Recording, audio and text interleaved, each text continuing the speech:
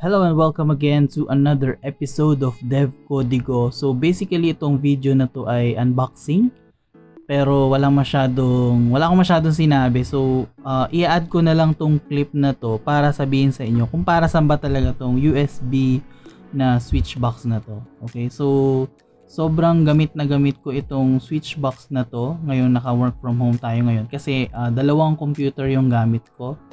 Okay, so kung para saan yun, wag nyo na lang muna itanong. So basically, ang ginagawa nitong switch box na ito, so meron akong peripherals dito sa baba. Okay, so isa-isahin natin yan. So meron akong wireless mouse receiver, ito. So maliit na yan. Tapos ito yung sa keyboard ko. Ito ay para dun sa sound card. Tapos isang USB dongle. So lahat ng yan, kapag wala itong switch box na ito, so ang alternative nun or yung mano-mano version nun, tatanggalin mo from PC number 1 tapos ililipat mo lahat yan to PC number 2. So medyo tedious yung ganong way. Okay, so kaya naisipan natin na gumamit nitong USB box o USB switch box.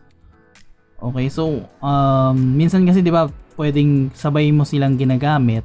So ang kailangan mo lang gawin para mag switch from PC1 to PC2, pipindutin mo itong button na to. Okay. So currently nasa PC2 na siya. Okay, so hindi ko sure kung kita. Try natin i-focus. Okay, so may 1 and 2 indicator dyan. Ayan. Ayan, so focus na siya. Okay, so pipindutin mo lang yung button na yan, lilipat na siya dun sa kabilang PC.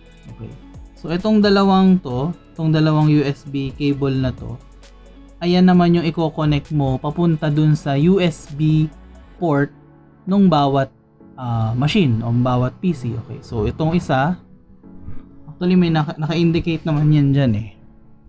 Okay, so hindi lang kita dito sa video na to, ayoko na kasing tanggalin. So itong isang to, nasa PC2 siya, tapos ito PC1. Okay, so yun lang. And itong susunod na video na to kasi yan. So i-edit ko na siya. So unboxing siya ng delivery ko from Ugreen na in-order ko via Lazada shop nila. Tatlong item siya. Yung una, mga velcro straps lang na ginagamit ko for organizing cables. Tapos yung pangalawa is mahabang USB cable. Tapos yung pangatlo nga, itong USB na 2.0 switch. So merong version nito na 3.0. So I would suggest na kunin nyo yung 3.0 kung gagamitin nyo tong ports na to for storage. Okay, say for example, external hard drive na gusto yung palipat-lipat, or pwede ring thumb drive or flash drive. Okay, so yun yung nakikita kong scenario kung saan kakailanganin nyo nung USB 3.0 na version. Otherwise, enough na tong USB 2.0. So kung peripherals lang like keyboard and mouse and Bluetooth dongle, ayan. So yung mga ganyan na hindi naman malakas kumain ng bandwidth ng USB, ito na yun. Ito na yung mas suitable. Okay, so di ko napapatagalin tong introduction video na to. So hope you like this quick unboxing video ng Ugreen items na to. Okay, so once again, this is Dev Codigo.